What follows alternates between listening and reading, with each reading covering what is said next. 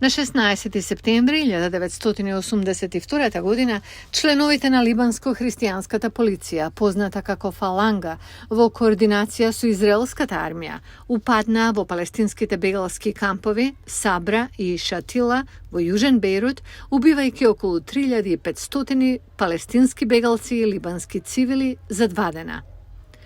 Махмуд Срур се сеќава на купиштата трупови. Тој изгубил 7 членови од семејството во еден од најбруталните масакри во либанската граѓанска војна. Кога влегов во куќата, видов дека ги убија мајка ми, татко ми и 5 мои браќа и сестри.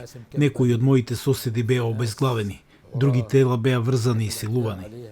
Мал музеј во кампот Шатила исто така ги чува сеќавањата на децениската траума и принудното раселување на палестинските бегалци. Ова е одраз на начинот на животот на палестинците пред 1948 година. Ако го немате поминато, нема да имате иднина. Тие сакаат да бидеме робови, но ние нема да бидеме робови, ние се бориме за нашите права. Повеќе од 4 децении по масакрот, палестинците во кампот велат дека животот се уште е неподнослив. Сега војната во Газа и судирите долж границата меѓу Либан и Израел предизвикуваат страф од поширок конфликт. Джамила Шехадех го води центарот Шатила во Бейт Атфал Асумуд, невладина организација која се занимава со потребите на палестинските бегалци во Либан. Она што го гледаме во Газа ме потсетува на масакрот Сабра Шатила и можеби наскоро ќе ја доживееме истата судбина. Затоа сме исплашени.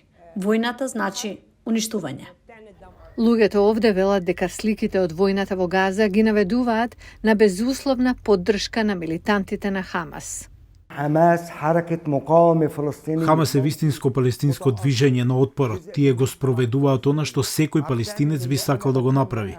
Ако Израел го нападне Либан, секој палестинец мора да биде дел од отпорот, а јас сум еден од нив.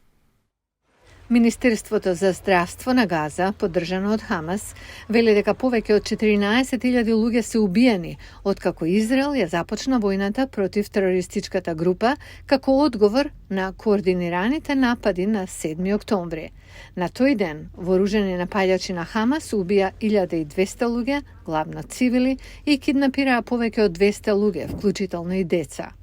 Израел вели дека се подготвувал да отвори втор фронт во својата војна против милитантите, доколку Хезболах ги засили своите напади од Јужен Либан.